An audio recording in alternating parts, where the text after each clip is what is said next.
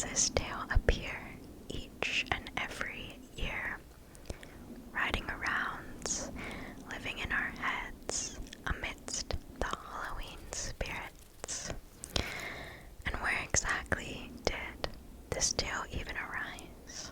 Well, stick around and we will soon find out together. Hello,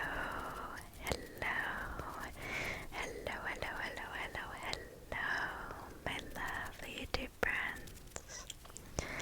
I'm so happy to see you here today. So, for today, I have another creepy and unusual video for us all, just in time for Halloween.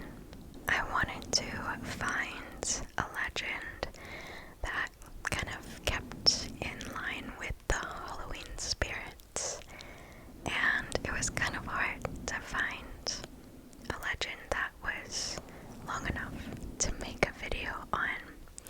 I found a lot that were like shorter, that I might in the future make kind of a compilation videos of different creepy and unusual legends and twisted history, all of that, just into one video, because there's really cool stuff out there I would like to share with you all, but some of it's just not long enough to make it into a full video. So, all that to say, here we are. As always, I would like to start by going into kind of the background, the history of this legend, and then we can get into some scary stories I found around this tale. So, I am hoping you can't hear all the noise outside because it is very noisy. I have tried to film for the past 2 nights and it's just been too noisy, and this is the last night I can film to give myself enough time to edit. So here we are. I'm doing my best, hoping you can't hear everything that's going on outside. It is already 1:30 in the morning and it is still loud. So let us grab our cozy blankets and favorite snacks. Make it pumpkin flavored if you enjoy that. And without further ado, let us get right into it and get to ASMRing.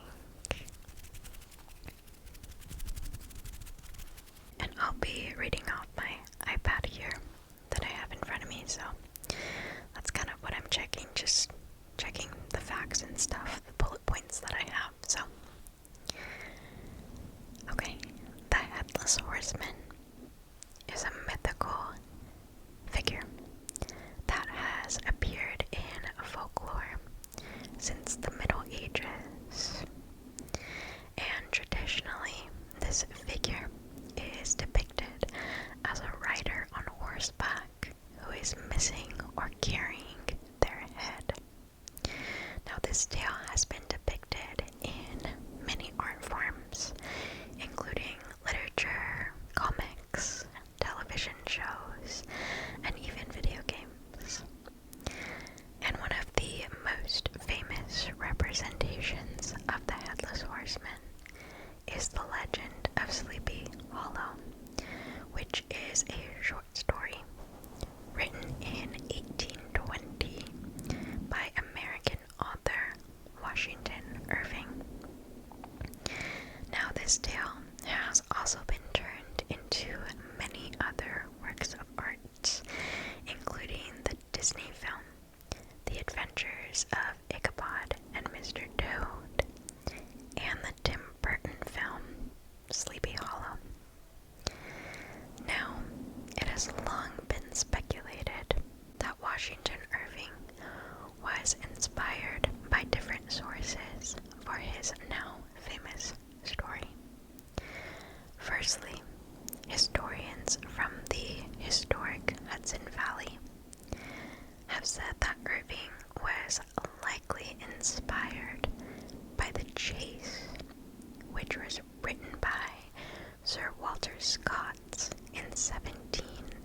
1776 and is a translation of the German poem The Wild Huntsman, written by Gottfried Berger.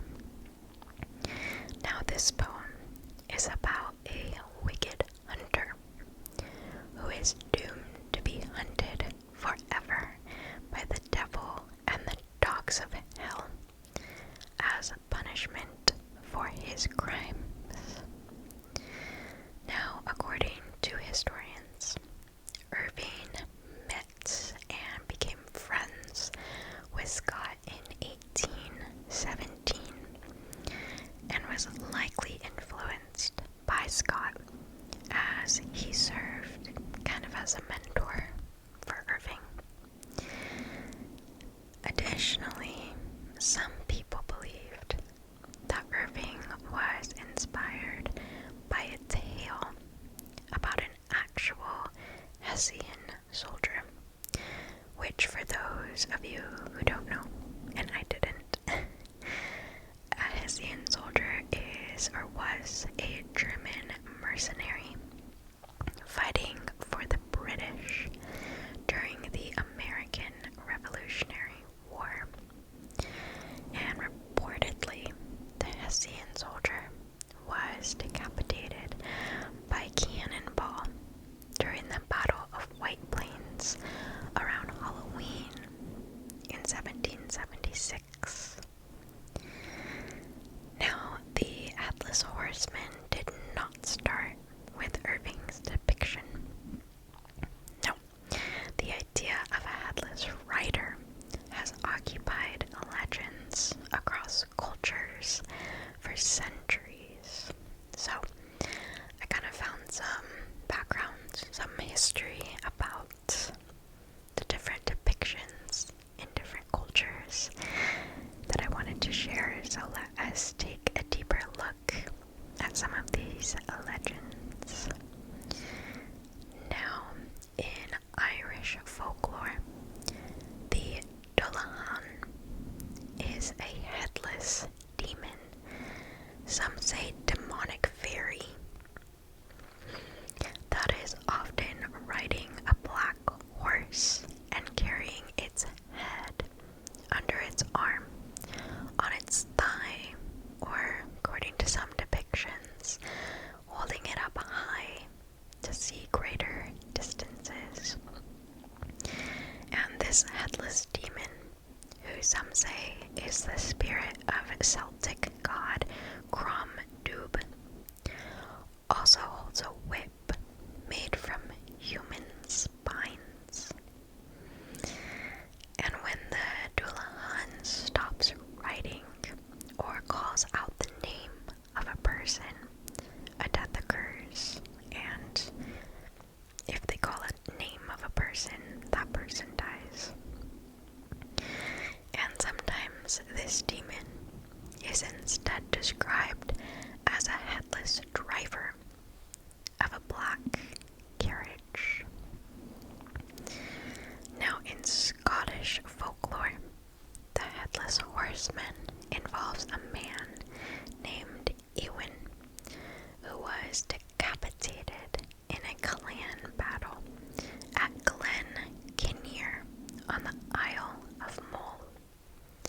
Supposedly, both the rider and his horse, which hurt my soul, are headless and haunt the area in which they died. And according to kind of Scottish tradition, kind of the area, seeing the image of a headless rider or hearing the sound of a horse is regarded as an omen of imminent death within the family.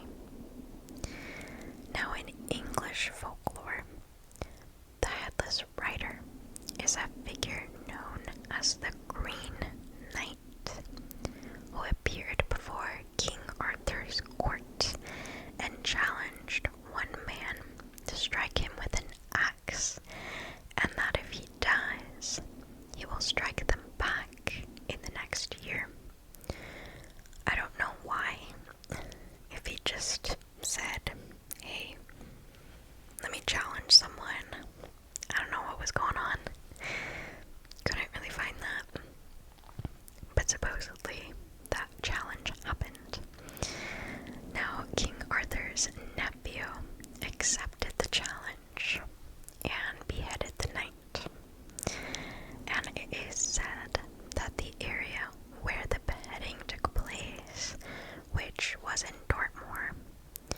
is now haunted by the knight, the Headless Knight. And lastly, kind of the legend, I don't know, maybe I'm biased, I thought was kind of the coolest. I don't really want to say that though. They're all pretty interesting. Is the headless figure described by American folklore, which is known as El Muerto. And the legend originates from southern Texas and has circulated since around the mid-1800s. And it is said that El Muerto is based on a legend that involves a man who was captured and beheaded for stealing horses. The man was then made an example by his killers as they tied his decapitated body to a wild horse, fixated his head to the side of the saddle, and then let the horse run free throughout the region. So, kind of creepy. Now, why exactly is the tale of the Headless Horseman so pervasive and long-lasting? Well, according to Franz Potter, a professor at National University who specializes in Gothic studies, which I found very interesting, the Headless Horseman represents a past that never dies, but always haunts the living. The Headless Horseman continually seeks revenge, and, well, his head, which he believes was unfairly taken from him. And this perceived injustice results in the Headless Horseman continually haunting the living for a substitute head. The horseman will forever seek answers and retribution, and therefore can never rest, ensuring that the living never forget his story. Thus, the tale of the Headless Horseman lives on year after year, century after century, terrifying the living now just as it did in the past. So, now that we have some background on the Headless Horseman, I would like to share some tales I found about just kind of abroad headless ghosts in New Jersey in the United States. Now, supposedly, decapitated ghosts have long haunted New Jersey's land. Now, this was kind of the closest I could find, like, related to the Headless Horseman, and felt like it kind of captured pretty much what we're talking about.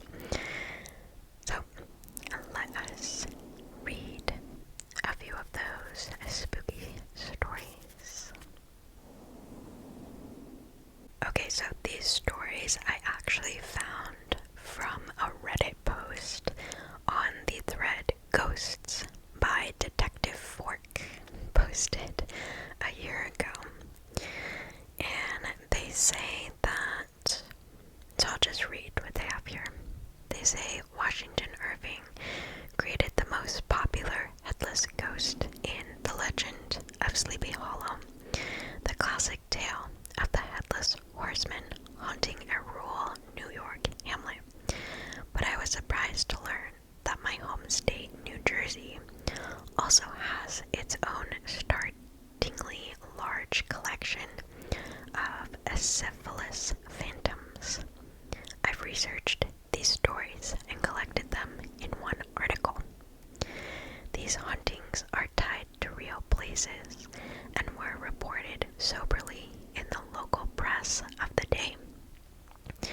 While newspapers in the late 1800s and early 1900s were not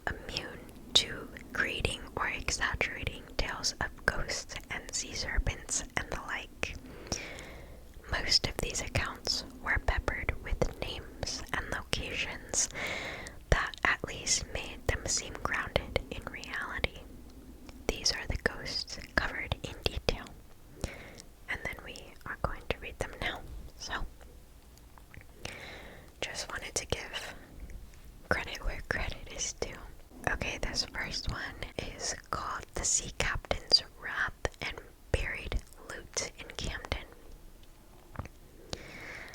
A plain, two-story brick house in Camden, which still stands to this day, was so plagued by a headless phantom in 1881 that it drove the young married couple who lived there to flee their home for good. Wesley Smith and his wife enjoyed 4 or 5 months of bliss in their new house before the specter made itself known. Mrs. Smith, who was described as having a nervous temperament, don't they all at that time, was awoken one night by an icy touch on her arm.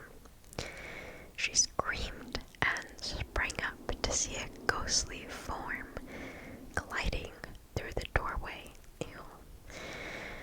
She awoke her husband, who laughed and assured her it was a nightmare. It's the nervous temperament, right? Mrs. Smith started to believe the incident had been a product of her own twilight mind, until a week or 2 later, when she awoke to see the dim outline of a man standing near her bedside. Before she could prod her husband awake, the apparition faded from sight. This frightening visitation was repeated at irregular intervals over the next few months, until Mrs. Smith became fraught with anxiety and begged her husband to leave the house. He was certain that his wife was experiencing an optical illusion, and reasoned that if there was truly a wraith, he would have encountered it by then. The proof Mr. Smith sought was soon to arrive. On a bright, moonlit night in May 1881, he awoke to a piercing scream from his wife and saw the figure of a man standing near the bedroom door. Mr. Smith leapt from the bed and aimed a powerful blow at the intruder, striking air as the headless spirit vanished. Guided by lamplight, the couple examined the house together and found that every door and window was locked, and no earthly intruder was on the premises. Keyword earthly.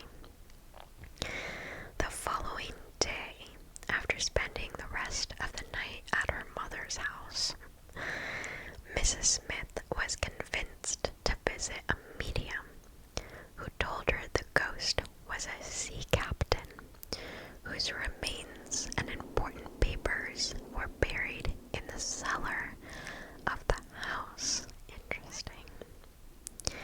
The medium suggested that Mrs. Smith return home and follow the headless mariner, who would show her where to excavate his moldering bones and documents, as the restless spirit desired.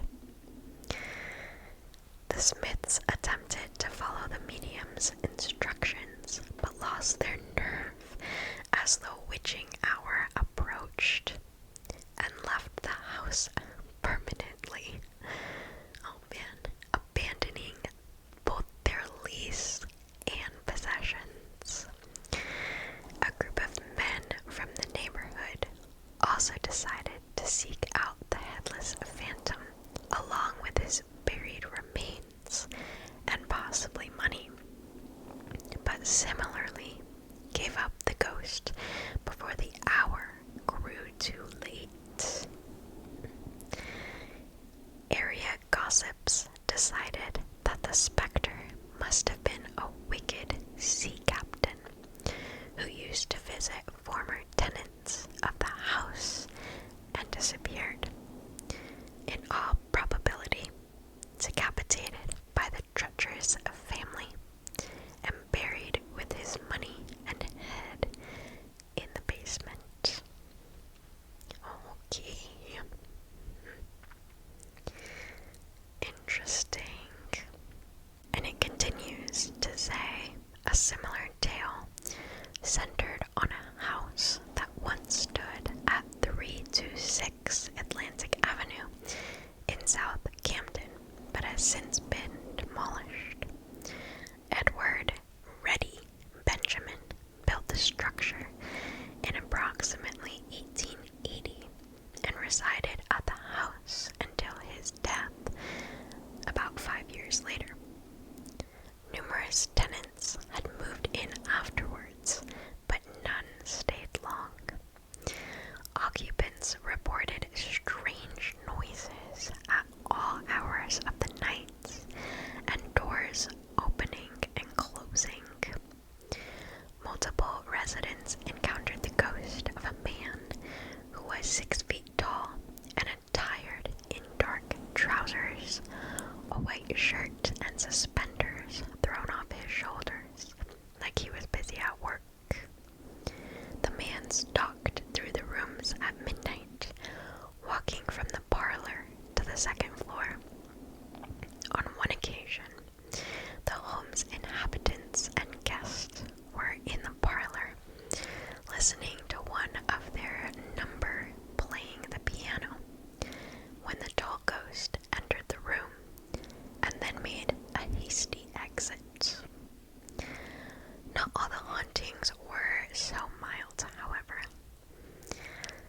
One tenant, Emma Ford, said she was asleep one moonlit night in 1894 when she heard a noise and awoke to see a headless man standing on a chair and stepping onto the bureau.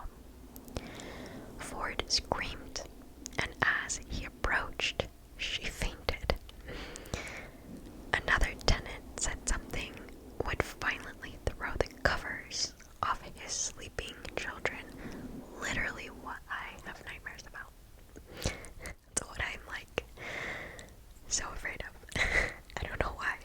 I just always see the paranormal activity scene when like her foot's hanging out, she gets dragged, or like the covers get blown off and then she gets dragged.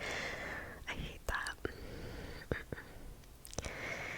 The house was vacant in the summer of 1895 when James Diggins, a plumber, was connecting a water pipe under the curb in front of the house and uncovered a rotten wooden box about 3 feet deep in the dirt. It contained gold and silver coins valued at $700, although the plumber would deny he found much more than $10 worth of coinage. Neighbors frantically began digging in the street and in the yard and basement of the house. They found coins dated from 1854 to 1880, including White Eagle pennies, which had not been minted since the Civil War. Neighbors said that Benjamin did not believe in banks and likely stowed away the cash for a rainy day that never came. That is filled with history. I like it. This one is called Headless Ghost with the Red Suspenders. 4 passengers were riding in a horse and carriage along a country road in the community of Ellisdale in Burlington County near Cream Ridge on a fall night in October 1885.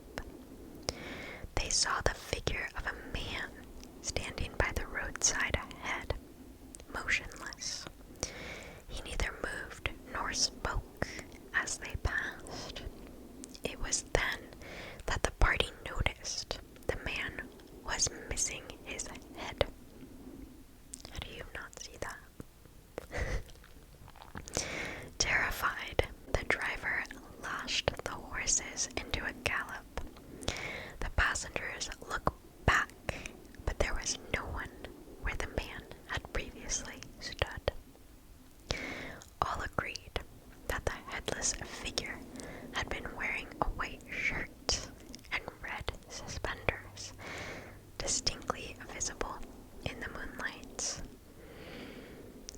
while some local farmers laughed and suggested the travelers had been spooked by a scarecrow, half a dozen farm hands claimed to have met the same decapitated phantom along the lonely roads and dark corners of the Ellisdale woods.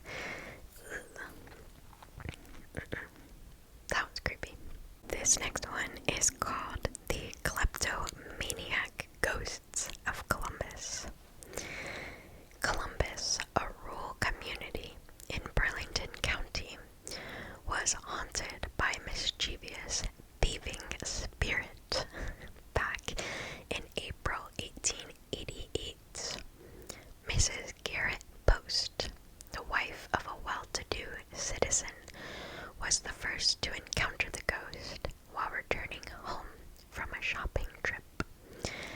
As she passed an unfrequented spot near Rab's carriage shop, she was startled by an unseen object tugging on her shawl. Sensing it was preternatural, not sure what that means, the woman ran home as fast as she could, thinking like supernatural, and fell fainting into the arms of her husband as he opened the door. Why do they always faint? The next night, several Columbus citizens witnessed an unsubstantial object that was human in form but lacked a head. The ghost paid a visit to the closed office of Dr. Woodruff. One witness saw it vanish through the main street door of the doctor's apartments and abscond with several of the physician's favorite remedies. That's hilarious. Around 10 p.m. that same night, W.L. Denny encountered the headless phantom as it carried a cooking stove along Water Street. The ghost was also said to have frequently hijacked the handcar used by section hands on the railroad, riding up and down the track at night to the workers' astonishment. At last report, a large posse of men and boys, armed with a variety of guns, had gathered around midnight and set out in search of the specter. If it's dead, if it's a ghost, what are they gonna do with the guns?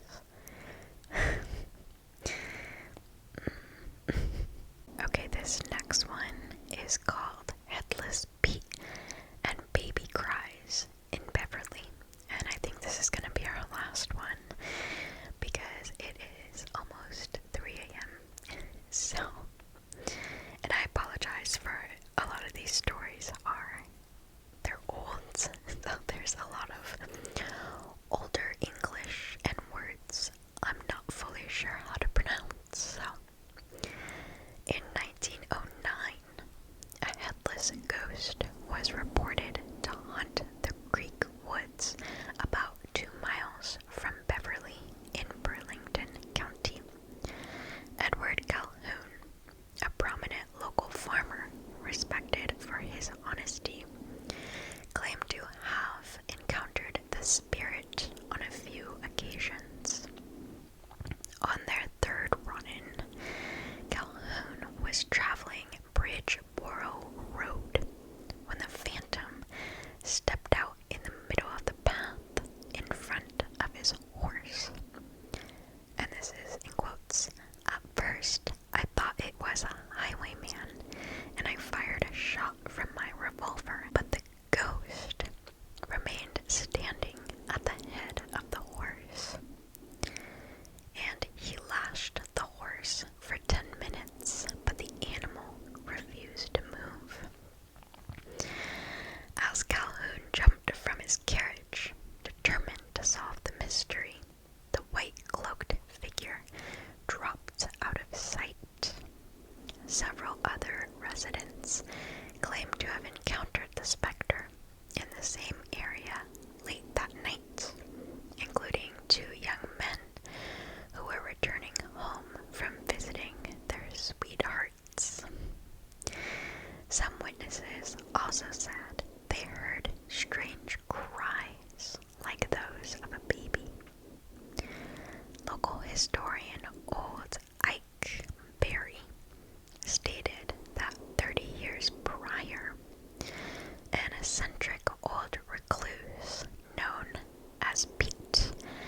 was found dead in his solitary hut along the creek.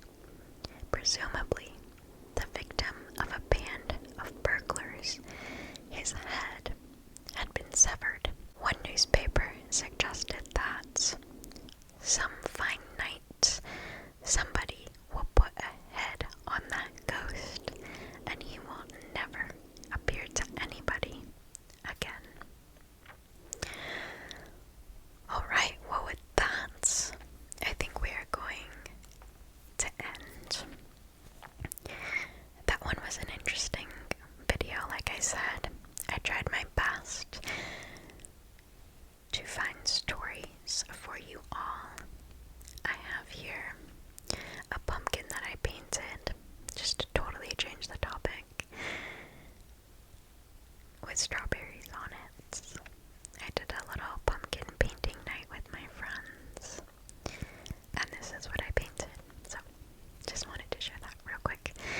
Yeah, I hope you found that enjoyable. I know that one was a little bit different. A little bit different than, well, not really. I think it was just the fact that the stories were a little different, a little older. So, hopefully they made sense. Hopefully I made them make sense while reading them. Okay, well, I think that is going to bring us to a close for all of our Halloween videos for this year. I have my candy corn earrings on. Looking forward to Halloween. Comment down below your costumes. I want to hear what you all are dressing up as, if you are.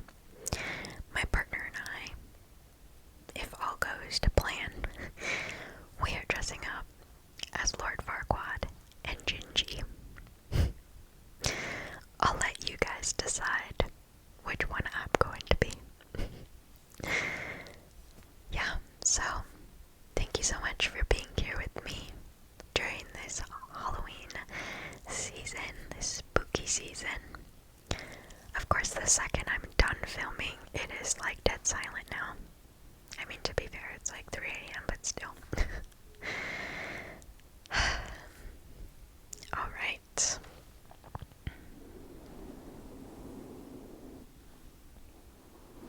I hope you all have the best of time on Halloween. If you celebrate, of course. Be safe. Have fun.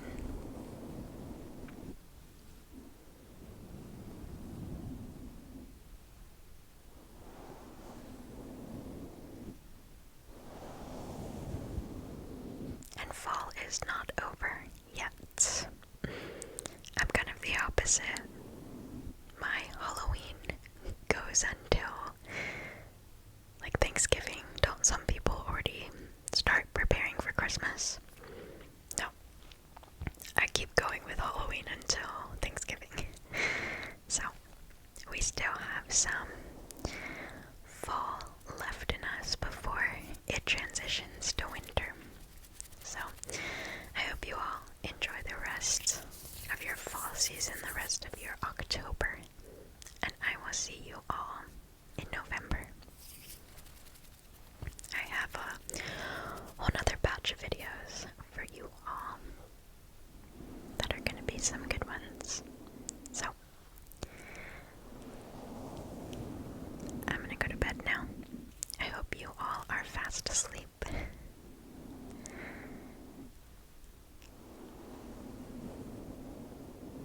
And as always, I greatly appreciate your presence, and I very much look forward to seeing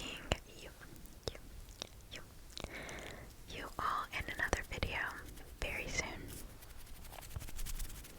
Have a great rest of your day.